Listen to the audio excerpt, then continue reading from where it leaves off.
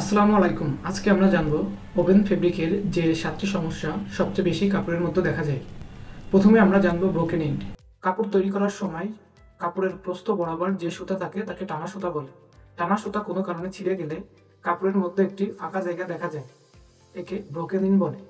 এখন আমরা জানবো ব্রোকেন পিক। ব্রোকেন ইন্ড এবং ব্রোকেন পিক একই ধরনের সমস্যা, এটি সুতা ছিঁড়ে যাওয়ার কারণে হয়ে থাকে। ব্রোকেন পিক হলো কাপড়ের প্রস্থ বরাবর যখন সুতা ছিঁড়ে যায় তখন একটি আড়াআড়ি ফাঁকা দাগ তৈরি হয়, এই দাগকে ব্রোকেন পিক বলে। ডাবল এন্ড এবং ডাবল পিক, যখন দুটি টানা সুতা একসাথে থাকে তখন তাকে ডাবল এন্ড বলে, এবং ডাবল পিক হলো যখন দুটি পরেন সুতা একসাথে সাথে থাকে তাকে ডাবল পিক বলে।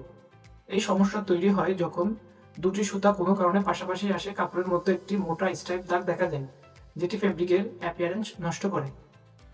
স্ল্যাব, কাপড়ের মধ্যে হঠাৎ কোনো মোটা দাগ দেখা গেলে সেটাকে স্ল্যাব বলে।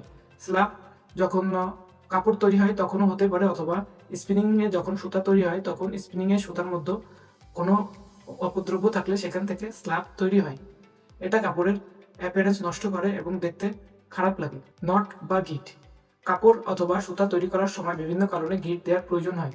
এই গিট যদি স্ট্যান্ডার্ড সাইজের থেকে বড় হয়ে যায় তখন কাপড়ের মধ্যে এটি স্পষ্টভাবে ফুটে ওঠে এবং দেখতে খারাপ লাগে, এটি কাপড়ের সৌন্দর্য নষ্ট করে।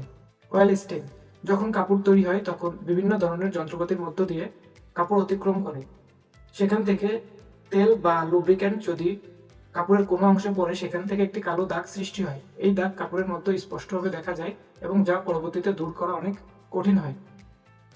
ডার্ট স্টেন, প্রোডাকশন ফ্লোরে বিভিন্ন ধরনের ধুলাবালি আবর্জনা থাকে, সেখান থেকে যদি কোনো দাগ কাপড়ের মধ্যে আসে এবং সেটি স্থায়ী হয়ে যায় তখন ডার্ট স্টেইন তৈরি হয়।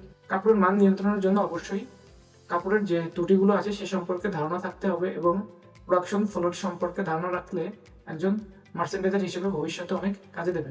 ধন্যবাদ আপনার সময় এবং মনোযোগ দেওয়ার জন্য। ভিডিওটি ভালো লাগলে লাইক, কমেন্ট এবং শেয়ার দিবেন, এবং কোন ধরনের ভিডিও দেখতে চান কমেন্টে জানান।